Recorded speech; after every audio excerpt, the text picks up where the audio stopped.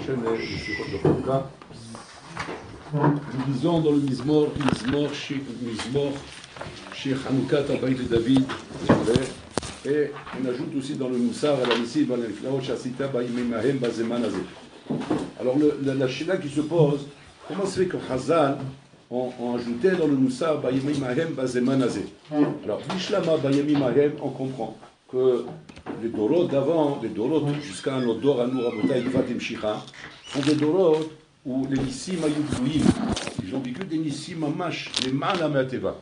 Pas des Nissim qu'on doit rechercher à Piteva et de comprendre, la Shgacha Pratit brûlée. C'est Mamash des Nissim Glouim, Shayou Baolam, comme à la sortie d'Égypte, tous les Nissim qu'il y a eu là-bas, à l'époque du Beth Amikdash, premier Beth Amikdash, deuxième Beth Amikdash, tout le dor des Nevi'im, avec tous les Nissim Glouim qu'il y a eu dans toutes ces dorotes. Donc, on va dire que Olam Kaviachol, le Olam Rabotai a connu une époque, maman, bon, le Olam Kaviachol Ayanikar Baolam, la présence d'Hachem était connue dans le monde.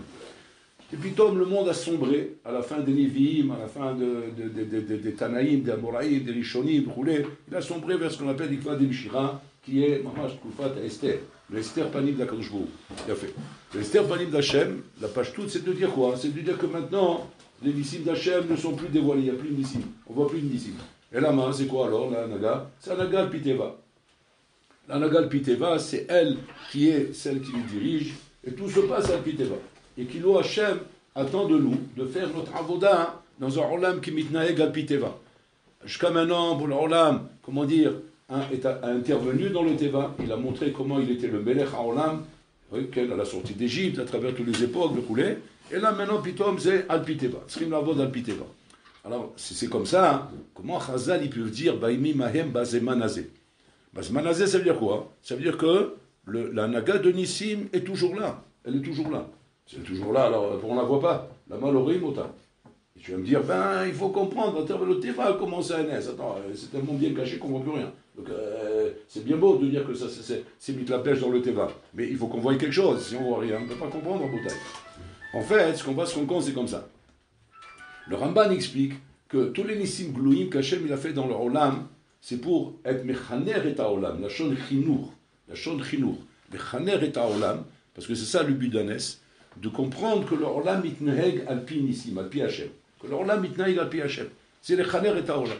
Et comme dans le Chinour, quand un enfant est éduqué par son père, de venir à la prière avec son père, et de voir son père prier, et cet enfant maintenant, quand on lui dit maintenant, mais qu'est-ce qui t'a donné le poids de prier avec tellement de ferveur, avec tellement d'intensité, tellement de force, il te répondra, il te ranarti. J'ai reçu un chino, j'ai reçu le chino de mon père, j'étais avec lui à la prière, et j'ai vu mon père prier, j'ai vu Echou Mitpalel, j'ai vu Echou Davouk, la Voda d'Hachem, et même là, c'est chiner aussi, qui va t'être un chino rasé. Donc on voit, chacun nous vient à mi-chino, tout vient de l'éducation. Le fait un chino chez Adam Nivna Bahaïm, il se construit dans la vie. Donc pareil ici aussi, Kilo Hachem nous a fait connaître une koufa, kavichol, de Nissim Glouim, que ces Nissim, Rabota, ils sont venus les Chaner Otan. Les Chaner Otan, c'est-à-dire nous éduquer à comprendre chez Aolam Mitnaeg al-Pi Hachem. Que le Olam Mitnaeg al-Pi Hachem. Une fois que ce Chinour, Rabota, a été reçu, c'est là maintenant que le Mifran y commence. Donc le Mifran y commence maintenant, Bester Panim. Maintenant, Betkoufa, chez Ikva Demshira. De Bester Panim, maintenant, on doit montrer à Hachem Kaviachol, chez Kibanu et Achinour Azeh, que quoi, que le Olam il est Noeg al-Pi Nissim. Et maintenant, c'est à nous d'ouvrir les yeux, ouvrir les oreilles, ouvrir nos sens, pour arriver, Nachinami, à voir cette anaga de Nissim d'Hachem dans le monde. Sinon, elle est moustérée. Comme exactement un bonhomme à Botaï, qui n'a pas été Mechunach. Un homme qui n'a pas été Mitchaner à Botaï, Bedarke Torah, même si demain tu vas l'asseoir dans une ambiance de Shabbat, tu vas l'asseoir dans une ambiance de Yom Tov, tu vas dans une ambiance de Torah, tu vas le faire fréquenter une yeshiva, tu vas lui bien passer quelques jours à la yeshiva, il ne va rien voir. Pas qu'il va rien voir, Chaz Shalom, parce qu'il n'est pas potentiellement capable d'aimer ça. Non, Vadaï qu'il a le potentiel d'aimer ça. Mais il ne va rien voir. Mais pourquoi il ne va rien voir?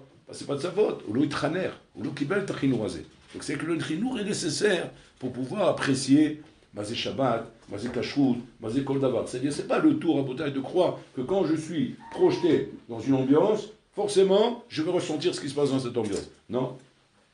À Kol al-Pichinour. Le Bach lui-même, il ramène que maintenant, le filar, Rabota, est zénian chez le chinour. Pour ça, on dit Tikon tefilati, la shon chinour, C'est comme là, tu traînes les tefila pour que ta tefila puisse être une fila. Donc ça veut dire qu'il faut un chinour à Bota.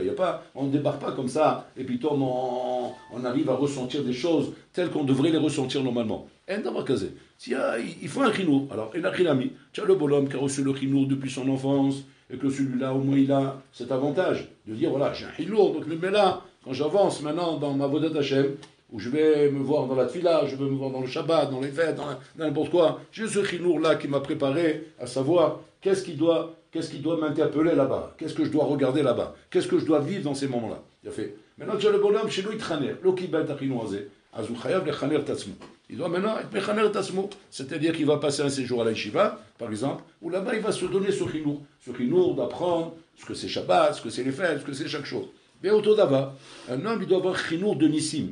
Maintenant, tu as les bonhommes, pareil, comme j'ai expliqué pour les fêtes et Shabbat, Shikbel Chinour les Gabenissim, tu as des bonhommes comme ça, ils ont grandi au Maroc, en Tunisie ou n'importe quoi, beaucoup là avec les anciens, où là-bas ils ont vu la notion du NES, ils les ont vu réagir, ils les ont vu comment ils étaient, comment dire, à la guet d'un NES, qu'Hachem y fait, et que quel Emouna et quel Bitachon ils avaient, et que l'enfant il était imprégné de ça. Il est imprégné de ça que lui-même, même si maintenant il a fait des études élaborées, c'est devenu un homme très cultivé, tout ça, mais il a beau être cultivé. Moi j'ai des amis qui étaient extrêmement, c'est des bonhommes aujourd'hui, c'est des patrons, des vrais patrons, des cadres de grosses affaires, mais tu les vois, on dirait des melons. C'est des melons, ça. Autant tu vois le cadre hyper intelligent, hyper cultivé, hyper calé, ils sont d'un niveau exceptionnel, mais à côté de ça, c'est un melon. C'est-à-dire que le bonhomme, il te dit, il faut un S. Il faut un S. Bon, alors là, il faut un miracle. Tu dis, mais comment tu parles comme ça? Toi, tout est calculé, tout est mathématique, Il dit ça, Habibi, ça c'est le rolam de Esther, ça. Ça c'est le rolam de Esther. Mais ils sont conscients, Rabotai, que quoi? Que tout se passe à Piachem. Qu'est-ce qu'il leur a donné ce scout Rabotai? Je sais pas, ils traîneront soit le chinou qu'ils ont reçu de leurs parents, soit le chinou qu'ils ont reçu à l'Yeshiva. Mais c'est avec ça qu'ils vivent, c'est avec ça qu'ils avancent dans la vie. Mais ils sont conscients que quoi? Que c'est Ahmed, c'est ça le Ahmed. C'est pas tous ces folklores et tous ces sipourines qu'on peut nous raconter dehors, de ce qu'on voit avec nos yeux, de la culture du monde goy, de l'Occident, de Yavan, et tout ce qu'on peut imaginer autour de nous à Botaï, à cause des Alma des Shikra. Aval Ahmed ou Shaolam Mitnaheg Alpi Nissim, Alpi Derech Hashem. Et ça, à Botaï, c'est la chose la plus importante. On a une grande afkamila de ça. Parce que le Chazal dit pas Tam Bayami Mahem Bazmanazé. Bayami Mahem, il y a eu des Nissim, Bazmanazé, il y a des Nissim. Et ces Nissim, la différence c'est quoi? C'est que maintenant, ils demandent encore plus qu'à l'époque, à Botaï, un chinour. Pour pouvoir quoi? Pourquoi il faut un chinour? Pour les voir, pour comprendre. De la même façon qu'un homme, comme on l'a expliqué, qui n'a pas eu de chinour de ce que c'est Shabbat, quand il va dans le Shabbat, il voit que de la bouffe. C'est tout ce qu'il voit. Il voit que de la bouffe. Voilà ce qu'il voit. Voilà c'est quoi Shabbat? De l'alcool, de la bouffe, il y a des chants, bon, c'est de l'ambiance pour lui. C'est même le chant, non, pour lui, c'est que de l'ambiance et tout. C'est des cris, des waouh et des trucs comme ça, et des darbokas sur la table. Bon, voilà ce qu'il a vécu. Quand tu lui dis, tu as kiffé Shabbat, il va dire, oui, j'ai kiffé. Mais tu sais de quoi il parle? Il parle de la bouffe, il parle de l'alcool, il parle de l'ambiance, il parle de ça. Mais il est loin d'avoir kiffé Rabotin, il a Gdusha du Shabbat.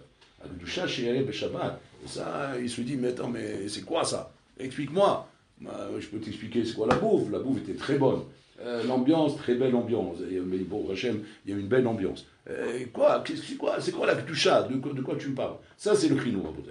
Il y a un chinour et un chinami, on a éduqué les enfants dans la maison, on a éduqué les enfants à l'Yeshiva, de comprendre, Rabotai, que tout ça, Rabotai, c'est Sfat Agouf. Bien, de la même façon, Sfat Aneshama. Et le Sfat Aneshama, le langage d'Aneshama, c'est la Kedusha. La Kedusha qui est là-bas, qui est beaucoup plus important que le Sfat Agouf. Le Gouf Sarakol, c'est pour qu'il te laisse la force de pouvoir supporter la Gdusha qu'il y a là-bas. Alors tu l'occupes avec tous ces ignanim là, et mais là, hein, il peut s'adonner maintenant à la Gdusha, mais si Chaz Vechalila, tu as fait Rabotai, du Sfat Agouf, tu as fait de ça un Tachlit, tu as fait de ça le but, tu as fait de ça Rabotai toute la matana, chez Mishmo. Qu'est-ce que tu as fait? Arrasta, tu as détruit, tu as démoli Bichlal, tous ces ignanim de Shabbat, de Yom Tov, de fête, et des ignanim qui sont des Mohadim, on se retrouve avec Bola Olam. Donc c'est pas des choses pshoutim, Rabotai. Et qu'on peut passer complètement à côté et avoir vécu une vie juive qui n'est qu'une vie, Rabotai, de grande bouffe, de grande buvette, et de grande ambiance, et de grande rigolade, et de darka, et tout ce que tu veux, mais sauf le but qu'on voulait atteindre, qui était quoi, la Kedusha, et que ça c'est un raccord, c'était simplement un moyen pour pouvoir permettre au gouffre de nous accompagner, et de ne pas nous déranger, pour pouvoir être avec nous. Mais le quand c'est la Kedusha de Neshama, là c'est pareil, Rabotai. Tout le lien des Nissim, qu'Hachem nous a fait raboter à Hanouka, c'est ça le Inyan. Alors on va expliquer, bien sûr, la grande question qui se pose à chaque fois, comment ça se fait que les Chazal ne sont pas arrêtés rabotaï sur le grand neige qu'il y a eu à Hanouka, qu'il y a la Milhama des Hashmonaim et des Kivanim. Il y aura une sirah sur ça pour expliquer, qu'est-ce qui s'est passé là-bas. Et qu'on s'est arrêté comme ça, sur un petit neige, comme ça, d'une fiole d'huile, comme ça, qu'on a trouvé dans le Beth Amikdash, qui reste a priori quelque chose de, comment dire, de tafel par rapport au Nes Galouï qu'il y a eu là-bas. Nes Galouï, imagine-toi un petit peu, Rabotaï, 13 avréchim qui sont sortis en guerre contre les États-Unis, ou contre Poutine. C'est la belle, tu peux pas, c'est la science-fiction, c'est un dessin animé. Tu ne peux pas imaginer une chose pareille. Cacher la mine, chez Mamash Nes Galouï Kazé. C'est-à-dire que tes yeux auraient vu ça, mais tu peux pas croire. Tu peux pas croire, c'est pas... Comment ils ont pu faire une guerre pareille? Il y a rien devant Kazé. Et là, bon, l'Olam te montre que Ani Manig est à Olam, c'est moi qui dirige le monde. Maintenant, il n'y a pas de nafkamina pour moi, il y a 10, 13, ou 15, ou 100 000, ou 100 millions, c'est pas de nafkamina. Hein. Bon, l'Olam, il donne le Nisachon à qui il veut donner le Nisachon. C'est pas talou de combien d'armées, combien d'armes et combien de nianim brûlés.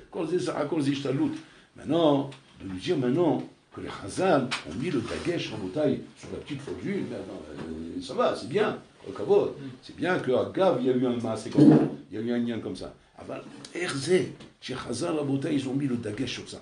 Ils ont mis le dagesh sur ça plus que le reste. Alors en fait, c'est ce qu'on veut nous expliquer. En fait, quand un homme Rabotaï a compris, chez Hachem Rabotaï, Chaïtanu Ba'olamazé. Hachem, il vit avec nous dans ce monde-là. Il vit avec nous dans le monde Rabotaï, Beprate Pratim. Seulement, malheureusement, le chinachnu est un regashot chez nous, on n'a pas été mechaner nos regashot, nos sens, pour voir ça. Et ça, à Botaï, il faut absolument faire ce travail le plus vite possible. Pourquoi? Parce que sinon, ta vie restera une vie de hasard, une vie anonyme, une vie où rêve de temps en temps, quand il va se passer quelque chose d'explosif, tu vas voir Bola Olam. Alors que Bola Olam, Habibi, c'est cette fiole d'huile. C'est constamment des coups d'œil qu'Hachem te fait. Des clins d'œil qu'il te fait. Des clins d'œil qu'il te fait pour te dire coucou, je suis là. Mais ça, c'est à condition que tu le cherches.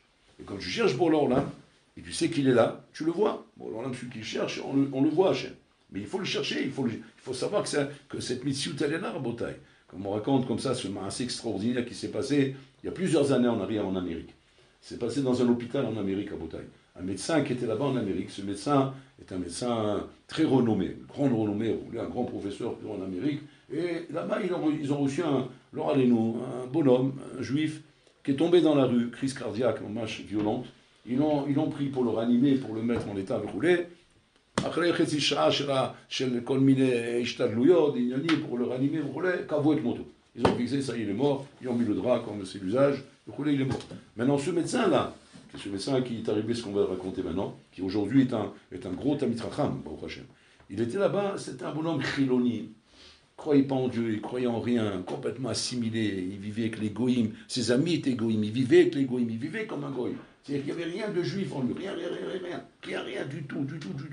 Ni Kippour, ni Wallo, rien, c'est même pas le petit juif de Kippour, Wallo. Et ce bonhomme-là, donc il est dans la salle, là, une fois qu'ils ont fixé la mort, tous les médecins sont sortis. Lui, il était en train d'arranger un peu le matériel, comme ça, avec rouler. Et pendant qu'il arrange comme ça, son regard s'est tourné comme ça vers le malade qui était là. Il voit sa main bouger. Comme ça. Bon. Sur ce moment, il se dit, ça peut arriver. Ce sont les nerfs. Les nerfs qui bougent encore après la mort de quelqu'un. Donc, que ça bougeait un petit peu, c'est l'honneur. Après, il a vu que la main se met à bouger plus. Alors, il s'est dit, attends, il y a peut-être moyen de faire quelque chose. Il a l'air de bouger, là. Qu'est-ce qu'il fait? Il enlève le drap pour essayer de voir ce qui se passe, qu'il y a le pouls marche ou n'importe quoi. Il enlève le drap et il voit les yeux ouverts. Comme ça, il regarde. Et le bonhomme qui est là-bas, hein, alors quand il a vu qu'il a les yeux ouverts, tout de suite il a commencé, il souille comme là, massage cardiaque pour essayer de le ranimer, comme ça. Le bonhomme il a fait signe, lâche-moi, azoroti. Lâche-moi, ne me touche pas, arrête avec ça. Il dit, Korimota Moshe Chaim. Ils t'appellent Moshe Chaim. Là, il est tombé à la renverse. Personne ne connaît ce nom. Ce nom, c'est un nom juif qu'il n'a jamais utilisé depuis sa bar mitzvah. Et il le sait que parce que la seule personne qui l'appelle comme ça, c'est sa grand-mère. Sa grand-mère qui, elle, comment dire, elle a tellement aimé ce nom qu'elle n'arrête pas, même qu'il s'appelle en anglais Berry. Mais elle appelle Moshe Haïm. Et donc, à part sa grand-mère, personne ne sait qu'il s'appelle Moshe Haïm. Et ce moment-là, il lui dit, Korim Lecha Moshe Haïm. Alors déjà, il est scotché comme ça. Il écoute, il n'a même pas la force de parler. Il ne sait même pas quoi lui dire. Comment tu sais? Il lui dit, ah, t'as un manière de film? Il dit non. Tu mets les films? Il dit non. Il faut mettre les films à partir de jour. Tu manges cachère? Non. Il faut manger cachère à partir de jour. Tu respectes ta mishpara? Non. Il faut respecter à partir de jour.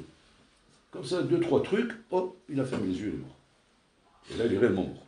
Donc, il est couvert. Il sort de là-bas, le bonhomme. Il va dans la pièce des médecins. Et il va là-bas en rigolant. En rigolant. On dit, regarde ce qui m'est arrivé. Quelle blague. Vous avez vu le mort là quand on a vu rouler? Ouais. Eh ben, il a ressuscité pour 5 minutes. Ah bon, c'est quoi cette histoire? Ben ouais, il s'est ressuscité, il m'a rappelé mon nom de baptême, Moshe Haïm, roulé. Bon, il n'a pas honte de dire que c'est un juif, roulé. Et voilà, et après, maintenant il est mort. Bon, ils ont rigolé ensemble, mais la vie avait continué normalement. La vie a continué normalement. Jusqu'au jour où il s'est passé un séminaire qu'il devait faire à l'époque, roulé, et que sa femme a été contactée par les gens qui faisaient le séminaire, comme Lev Lachim, Ida Brout, etc., roulé. Et donc, ils l'ont chauffé énormément, sa femme.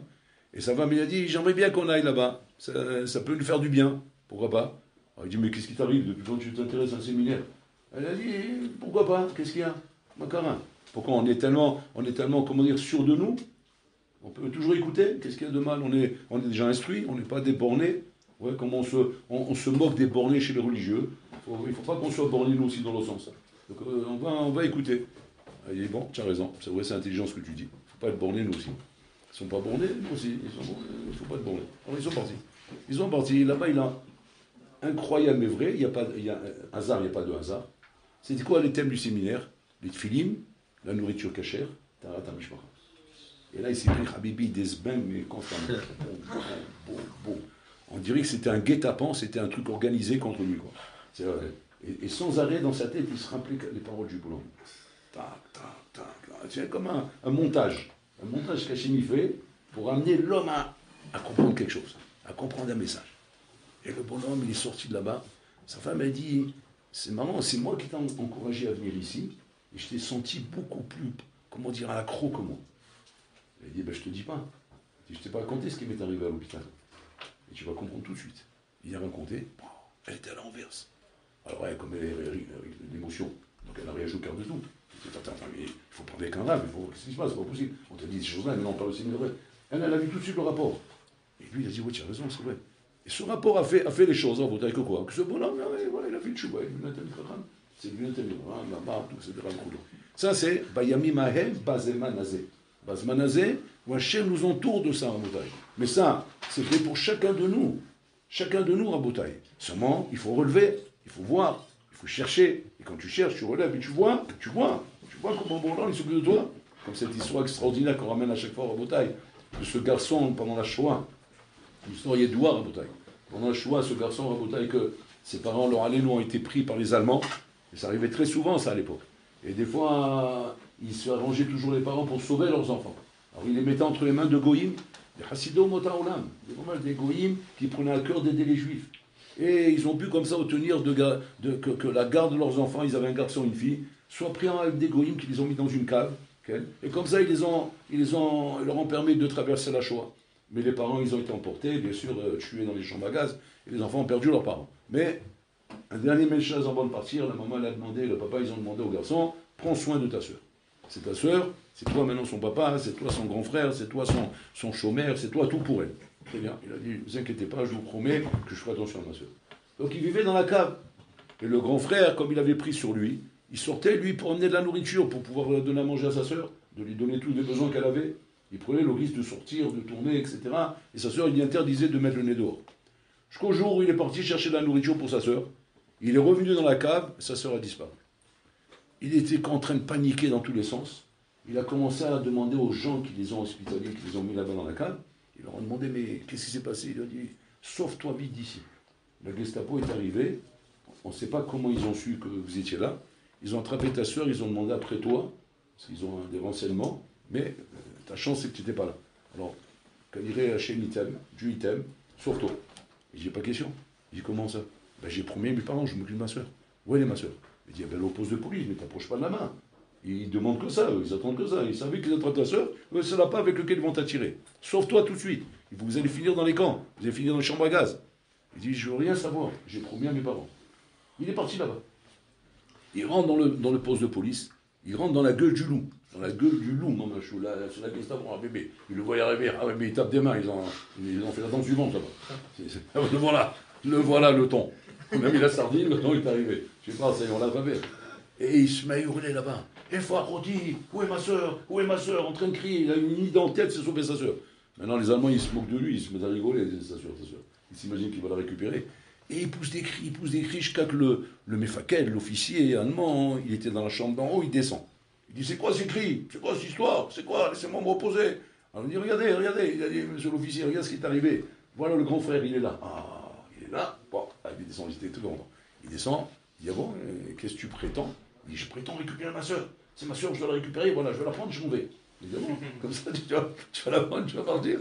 Il dit, quand il poussera des poils dans ma main, ouais, ta soeur, tu la récupéreras. Quand ma main sera poilue, tu vois. Comme c'est poilu ici, bon, c'est un ours, il était bien poilu là. Il dit, quand ça sera poilu ici, autant qu'ici, tu récupéreras ta soeur. Le garçon, il entend ça, il lui tend sa main. Sa main était pleine de poils. Mais poilu d'une manière cassante, grossière, plein de poils. L'Allemand, il a vu ça. Fils de Satan, va-t'en de là. Il a pris peur. Enfin, il a mis une peur, mais une peur bleue, tellement qu'il a surpris de voir une main comme ça pleine de poils. Il a donné sa soeur, il s'est sauvé avec elle. Il a sauvé sa soeur. Ce garçon, on lui a demandé plusieurs années après, c'est quoi son histoire, qu'est-ce qui s'est passé là-bas, parce qu'ils sont montés en Israël après, et donc il y a eu un séminaire comme ça où il a raconté l'histoire. Il dit là-bas que quand il était petit, il s'est brûlé au 3e degré, avec sa main. Je ne sais pas comment il a fait, il a mis les mains sur des braises, ou je ne sais pas quoi, il était petit. Et donc il s'est brûlé vraiment au 3e degré, c'est-à-dire que même la chair, elle a disparu. C'est une noravériole, une brûlure noravériole. Et les parents étaient tellement affolés par la brûlure qu'il a eue et que c'était dangereux. Donc vite, ils ont investi pour lui faire une greffe. Ils ont fait une greffe. Ouais, ils sont partis en Allemagne, je ne sais pas quoi, pour lui faire une greffe. Et ces deux médecins, qu'est-ce qu'ils ont fait? Ils ont pris bien sûr une partie de sa chair, parce que c'est de la personne elle-même qu'on prend. Que ce soit adapté à lui. Mais ils n'ont pas pris du côté où il n'y a pas de poils. Ils ont pris un truc où il y a des poils. Et c'est ce qu'ils ont mis dans la paume de la main. Bon, sur place, tu vois rien, c'est les pansements, ça pousse, etc. Mais au bout de quelques années, on s'est rendu compte qu'ils ont greffé, une partie de bout, il y avait des poils, et les poils, ils poussaient là-bas. Et les parents, ils ont fait des procès, et des ignanimes, et des trucs. Quelle chance qu'on a, quelle malchance qu'on a, comment il nous arrive des choses pareilles. Et voilà, on l'a c'est la nous, dans une kéré. Ma quand je vous c'est la nous, à quoi tout bien fait. D'accord. Mais tu sais pas quoi, Hachem, Magdim, Refou, la Maka. Et comment Borolam, il fait des choses, Rabotai, qu'on n'a pas idée. Les an ou magia, les an ataoler. Et ça, Rabotai, c'est ça, Bayami Mahem, Bazmanazé. Vous comprenez, les retirer. Comme ce Sipour aussi, Rabotai, un Sipour Yadoua, qui s'est passé, Rabotai, avec le sauvetage de ce bateau, ce fameux bateau, Rabotai, qui s'est sauvé d'Angleterre. On essaie de faire sauver des Juifs d'Angleterre parce que les Allemands les attrapaient toute une Keïla. On a affrété un bateau pour les sauver. Ils ont mis dans le bateau, ils les ont affrétés avec un équipage anglais pour les envoyer en Australie, pour les sauver des Allemands qui s'apprêtaient à débarquer dans cette quille-là pour les attraper et les envoyer dans les camps. Et ils ont pu démarrer, ils ont pu partir. Et ce bateau-là, il a été intercédé sur la route par un sous-marin allemand qui les ont repérés et qui s'apprêtait à lui envoyer une torpille. Ils ont vu le bateau de loin, ils ont dit voilà, c'est un bateau anglais, ils ont envoyé une torpille, mais ils l'ont loupé. Ils ont loupé le bateau. Maintenant, ils ne savaient pas, ils l'ont loupé, ils l'ont pas loupé, ça a explosé ou pas. Alors ils ont sorti la lunette pour voir ce qui se passe, la lunette du sous-marin. Ils ont vu sur l'eau des valises, des trucs, des affaires. C'est comme ça se passe quand un bateau est explosé et tu vois toutes les affaires sur l'eau. Alors tout de suite ils se sont dit, tiens, apparemment on l'a touché. On croyait qu'on ne l'a pas touché, mais on l'a touché. Qu'est-ce qu'ils ont fait? Ils ont envoyé des commandos qui sortent du sous-marin pour essayer de récupérer des affaires, pour voir ce que c'est ça. Ils ont récupéré les affaires, qu'est-ce qu'ils voient? Ils voient des lettres en allemand, des messages en allemand, des trucs en allemand. Ils disent, oh. Alors vite, regardez sur notre jeu. Ils voient que le bateau, il est là encore. Oh là là, heureusement, heureusement les Allemands, ils disent, heureusement qu'on n'a pas coulé le bateau. qu'en Iran, on l'a amoché, les partisans sautaient dans tous les sens, mais c'était des Allemands. Alors qu'est-ce qu'ils ont dit? On va les escorter jusqu'en Australie. Pour pouvoir ils les ont escortés jusqu'en Australie comme ça. Et combien d'autres bateaux pouvaient venir les faire couler? Et eux, ils envoyaient constamment des messages, touchez pas, c'est l'escorte de Hitler, le Führer, Heil. Ils avancent comme ça. Et tout ça, c'était quoi? Des Juifs. Qu'est-ce qui s'était passé avec ces valises, Rabotai? Ils sont tombés avec un équipage de Maboul, des pirates anglais, oui, qui étaient dans le bateau. Ils se sont dit, on va vous amener en Australie, il n'y a pas de problème, mais bande de sales juifs. Ouais, vous croyez que vous allez profiter de nous? D'abord, on va vous dévaliser, vous allez arriver là-bas, dites merci qu'on vous a sauvé la peau. Pour l'instant, on va récupérer toutes vos affaires. Ils ont commencé à leur prendre les affaires, leur argent, leur ignanim, leurs biens, etc. Et tout ce qu'ils n'ont pas trouvé à prendre, ils ont jeté à la mer. Pas joute, mamash, itolelu barem. Et eux, ils se sont mis à pleurer et à dire, pleurer sur leur sort. Quel mazal qu'on a, quel poisse qu'on a, regarde ce qui nous arrive, écoulez. On vient de contre Rabotai, tout ça, à Kolet Ovatra. Toutes ces histoires pour nous apprendre quoi, Rabotai? Pour nous apprendre combien un homme doit réfléchir 10 fois avant de se plaindre de quoi que ce soit dans la vie. Parce que si toi, tu ne vois pas, bon, alors là, il voit. Et seulement, toi, il faut ouvrir les yeux, ouvrir les oreilles, ouvrir les sens, commencer à se rendre compte que Hachem manik et Tahim Shilcha. Hachem s'occupe de toi, il s'occupe de ta vie. Sauf Maaseh Marshavatrila, bon, alors là, il voit à l'avance qu'est-ce qui est bien pour toi, les Anatasalagia, où tu dois aller, où tu dois arriver. Et de cette manière, bon, alors là, il dirige ta vie. Et ça, en Botaï, c'est le moussa qu'on doit tirer à Hanouka. Que quand on arrive à Hanouka, et qu'on voit effectivement comment les Chachamim ont fait une fête sur une fiole d'huile et pas sur la Nisachona Milchama, pour nous montrer justement que tout le rapport d'Hachem avec nous, Rabotai, c'est une fiole d'huile. C'est un nes caché. Un nes caché, Rabotai, qui est constamment là, et que ce nes, Rabotai, de lui dépend tout ton kécher avec Bola Olam, tout ton kécher, tout ton ashkafa, tout ton bitachon, tout ton imuna, tout dépend de là, Rabotai. Et tant que tu es au stade de faire dépendre tout de la nature, du hasard, des nianim de son Olam, eh bien, tu t'éloignes de Bola Olam. Même si tu pratiques la religion, même si tu pratiques les misotes, mais ça reste du folklore. C'est pas quelque chose de chazak, Rabotai. Ça devient chazak quand tu as compris Bayami Mahem Bazman Azeh. Quand tu comprends que Bola Olam Kavechol s'occupe de toi en perso. Pas il s'occupe de toi avec la liout, en perso. Seulement, de quoi ça dépend? Ça dépend combien toi tu rentres Hachem dans ta vie. Et tu comprends, Enochinami, que en d'avoir casé, que les choses se passent au hasard. En d'avoir casé, qu'une chose a pu se passer à l'piteva. Tout est calculé, tout est merhouchban. Tout est un cheshbon, Rabotai, d'une précision inimaginable. Et ça, c'est le chinour de Hanouka. Donc, comme on l'a dit, tout dépend d'un chinour. Chinour, ça veut dire quoi? Une éducation qui t'amène à comprendre l'importance du Shabbat, l'importance des fêtes. Et là aussi, qu'est-ce qu'on voit? L'importance des Nissim. C'est ça, Hanouka. Comprendre l'importance des Nissim. Extraordinaire, Rabotai. Si on voit bien une chose, une technique extraordinaire qui est ici, c'est qu'il n'y a pas de Maseret à Hanouka. Dans toutes les fêtes, il y a une Maseret. Rosh Hashanah, Maseret Rosh Hashanah. Kippour, Yoma. Sukkot, Sukkot. Même pour Purim, elle a une Maseret, Megillah. Le seul fête qui n'a pas de Maseret, c'est Hanouka. Où il est Hanouka? Il est dans Shabbat. On l'a mis dans Shabbat. Ça veut dire que la Maseret de Hanouka, c'est quoi? C'est Maseret Shabbat. Pourquoi c'est dans Shabbat? Maïnyan Rabotai, pour nous montrer qu'en vérité, comme ça, que le Shabbat, la différence entre Shabbat et Hanouka, c'est ça la différence. C'est que le Shabbat, Bolam Kaviachol nous invite là-haut. On monte vers Olam Atzilut, on monte dans les Olamot, on vient dans le monde d'Akadosh Baruch Hu, mais en Olam Haba. Donc on rend visite à Hachem pendant le repas de Shabbat. Pendant Shabbat, on est dans le monde d'Akadosh Baruch Hu, on est vers Olam Atzilut. C'est pour ça que c'est Assou Belacha, Assou parce que c'est Olam Amitukan. C'est pas Chéché qui met Beleshit.